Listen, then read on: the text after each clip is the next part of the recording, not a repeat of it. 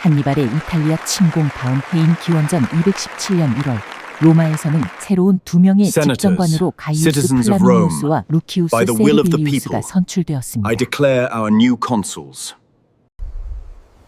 전년도 집정관이 되는 셈프로니우스가 선거를 주재했습니다. 또 한 명의 전직 집정관 코르넬리우스 스키피오는 프로콘술로서 지휘권을 부여받았습니다. 그는 3월 14일에 임기가 끝나면 10,000명의 병력을 이끌고 동생이 있는 스페인으로 향합니다. 로마에서는 작전의 연속성이 필요할 때 전직 집정관에게 프로콘술로서 지휘권을 부여하곤 했습니다. 이때 아들 스피키오는 정식 초보 장교로 이탈리아에 계속 머무르게 됩니다. 셈프로니우스는 급히 로마로 가서 집정관 선거를 주재한 뒤 다시 피아첸차로 복귀했습니다. 셈프로니우스의 복귀와 때를 맞춰 한니발은 에트루리아 방면으로 진격을 시작했습니다. 셈프로니우스는 이를 저지하려고 나섰습니다. 양측은 밤이 될 때까지 격전을 벌였으나 명확한 승부는 가려지지 않았습니다. 이후 한니발은 에트루리아의 인근 지역인 리구리아 지방으로 이동했습니다.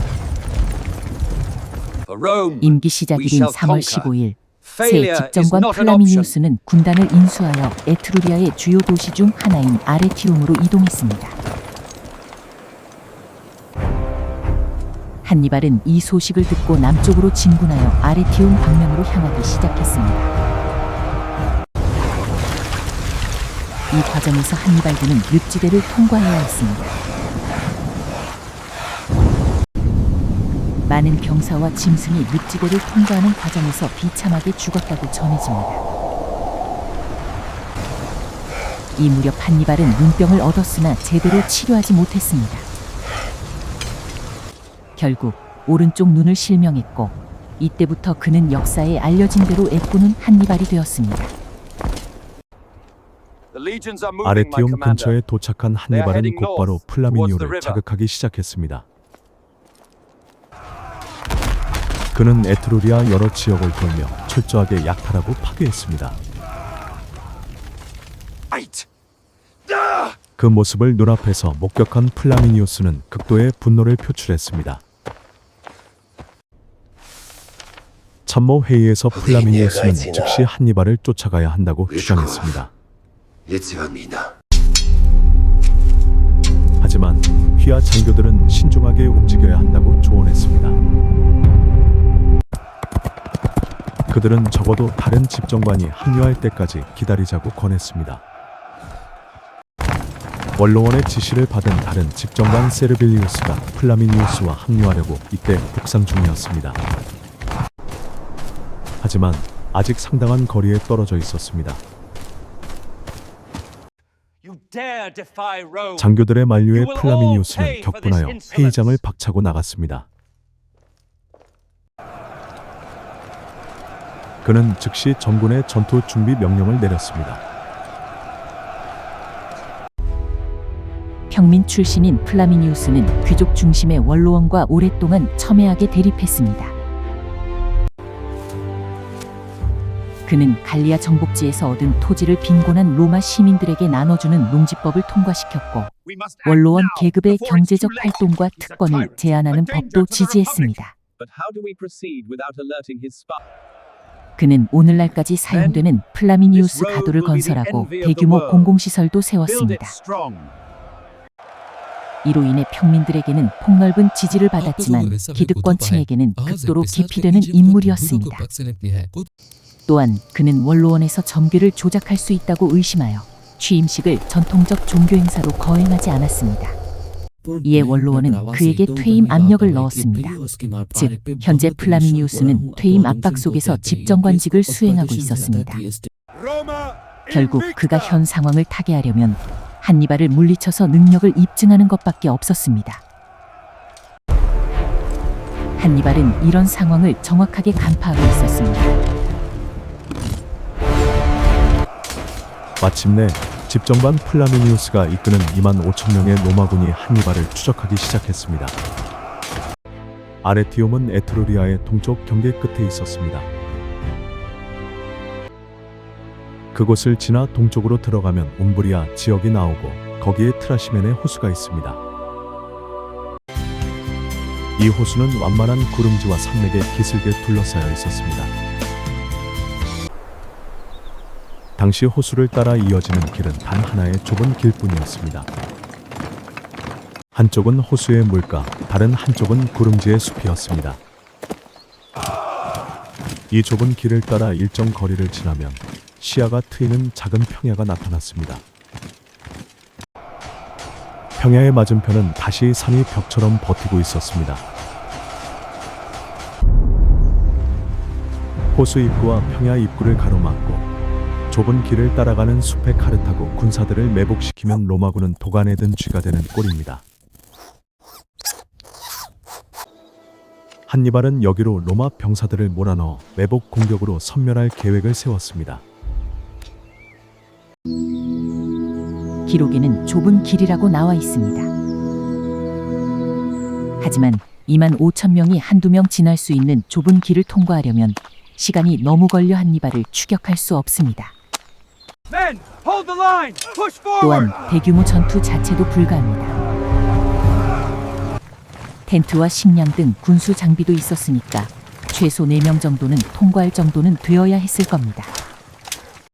그러나 폭이 너무 넓으면 로마군이 전투 대형을 짤 수 있습니다. 전투 대형을 짤 수 있었다면 허무하게 전멸하지는 않았을 겁니다. 폭이 8m 이하면 로마군이 전투 대형을 짤 수 없었을 것으로 봅니다. 결국 호수길은 4에서 8m 정도는 되었을 것으로 추정합니다. 한니발은 호수길을 따라가면 나오는 작은 평야의 눈에 띄는 진지를 구축했습니다. 일종의 미끼 전략이었습니다. 이 진지는 카르타고군 주력이 이미 호수길을 건너 평야에서 전면적인 결전을 준비하고 있다고 암시했습니다. 실제로 플라미니우스는 카르타고군이 호수길을 건넜다고 오판하여 미끼에 걸려듭니다. 언덕이 숲으로 덮인 산기슭에는 카르타고 경보병이 잠복해 있었고 호수를 제외한 모든 방향에 카르타고군이 매복해 있었습니다.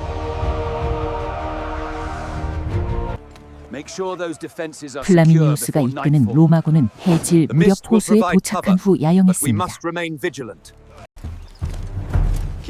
다음 날 동이 특히 바쁘게 로마군은 호수길로 진입했습니다.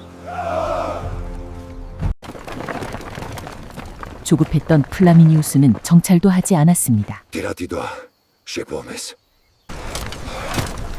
게다가 호숫가는 안개가 많이 낍니다. 그날도 안개가 짙게 끼어 시야를 가로막았습니다.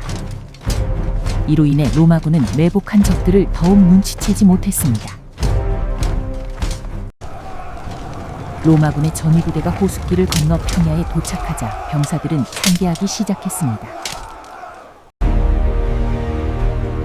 그러나 그들은 눈앞에 있는 카르타고군 진지의 적만 볼 수 있었을 뿐 뒤에 숨어있는 매복 병사들의 존재는 짐작조차 하지 못했습니다. 한니발은 행군하는 로마 병사들이 포위망에 들어서자 공격 명령을 내렸습니다. 숲에 매복해 있던 카르타고 병사들이 일제히 함성을 지르며 로마군을 덮쳤습니다.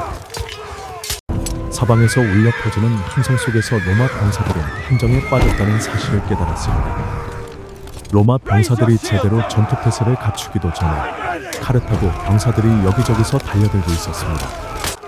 도와달라는 아군의 외침과 공격하는 적군의 함성에 로마군은 우왕좌왕했습니다. 집정관 플라미니우스는 끝까지 냉정함을 잃지 않고 이리저리 뛰어다니며 병사들에게 버티며 싸우라고 독려했습니다. 그러나 훈전 속 소음이 너무 커서 그의 말은 병사들에게 거의 닿지 않았습니다. 갇힌 채 공격을 받던 로마군은 필사적으로 탈출구를 찾으려 했습니다. 안타깝게도 앞과 뒤에는 카르타고군이 버티고 있었고 트인 곳은 호수뿐이었습니다. 빠져나갈 길이 없는 로마 병사들은 이제 상관의 명령 따위는 신경 쓸 겨를이 없었습니다. 각자 살기를 찾아 싸우는 각자 도생의 상황이 되었습니다. 전투는 이미 질서 있는 싸움이 아니라 카르타고의 일방적인 살육으로 변해가고 있었습니다. 그 와중에 측근 병사들과 끝까지 싸우던 집정관 플라미니우스마저 장렬히 전사했습니다. 이렇게 되자 로마군은 완전히 전의를 상실했습니다. 공황에 빠진 병사들은 산이든 호수든 개의치 않고 무작정 달아나기 시작했습니다. 그러나 어디로 도망치든 카르타고 병사들에게 걸려 죽을 수밖에 없는 현실에 마주쳤습니다. 결국 로마 병사들은 최후의 수단으로 호수 속으로 뛰어들었습니다. 전투복을 입은 채 넓은 호수를 헤엄쳐봐야 부질없는 시도였습니다. 대부분 익사하거나 지쳐 돌아온 병사들은 대기하고 있던 카르타고 기병들에게 희생되었습니다. 전위부대 약 6천 명은 뒤에서 벌어지는 일을 모른 채 격렬히 싸워 적진을 돌파하는 데 성공했습니다. 그들은 언덕에 올라 형세를 살펴보았지만 함성과 무기 부딪히는 소리만 들릴 뿐 상황을 제대로 파악할 수 없었습니다. 이윽고 안개가 걷혔을 때 모든 것은 이미 거의 끝나 있었습니다. 언덕 위에 로마군은 아군이 거의 전멸했다는 사실을 깨달았고 서둘러 자리를 떠났습니다. 그러나 다음 날 그들은 카르타고군 기병대에게 추격당했습니다. 굶주림과 공포에 지친 병사들은 카르타고 장수 마하르바를 무기를 버리면 살려주겠다는 약속을 믿고 따랐습니다. 하지만 마하르발은 약속을 가볍게 어기고 로마 병사들을 모두 포로로 잡아 사슬로 묶어버렸습니다. 이것이 기원전 217년 6월에 벌어진 트라시멘의 호수 전투였습니다.